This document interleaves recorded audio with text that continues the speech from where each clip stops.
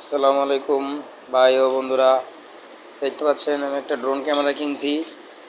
তো আমার ভিডিও শ্যুটের জন্য অনেক সময় অনেক জায়গায় ঘুরতে যাই, বেড়াইতে যাই, সেখানে গিয়া পাহাড়ের যে সিনারিগুলো আছে সেগুলো তুলতে পারি না, মোবাইল দিয়ে তো আর অতটা ভিডিও করা যায় না।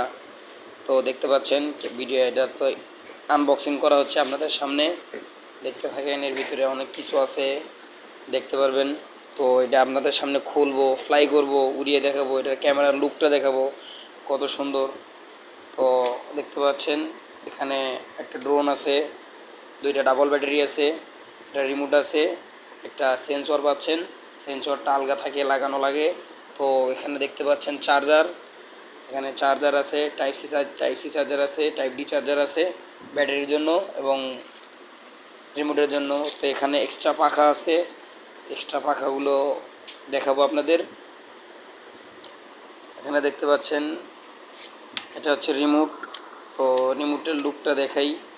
এটা হচ্ছে আমাদের মোবাইল স্ট্যান্ড, আর এটা হচ্ছে রিমোট।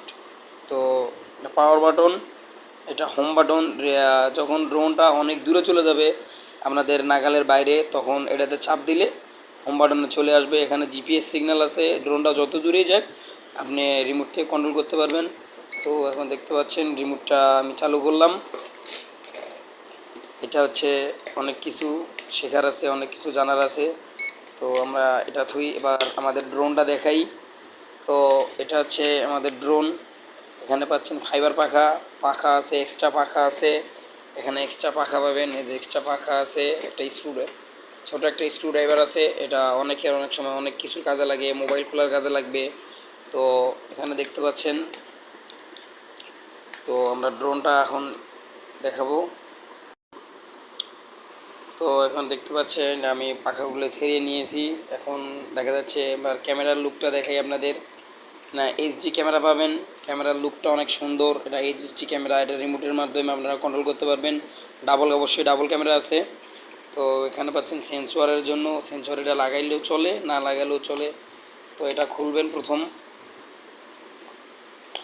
এটা খোলার পরে আনবক্সিং করার পরে এটা হচ্ছে আমাদের এটা হচ্ছে আমাদের সাইডের সেন্সর। যদি আপনারা কোনো গাছের সাথে ধাক্কা লাগে বা কোনো বিল্ডিংয়ের সাথে ধাক্কা লাগে, তো এটাতে সিগন্যাল চলবে, মানে এটা দিয়ে কোনো দিকে যাবে না। মিনিমাম 5 ফুট দূরত্ব থেকে এটা কভার করবে। তো এটা আমরা লাগিয়ে দিই।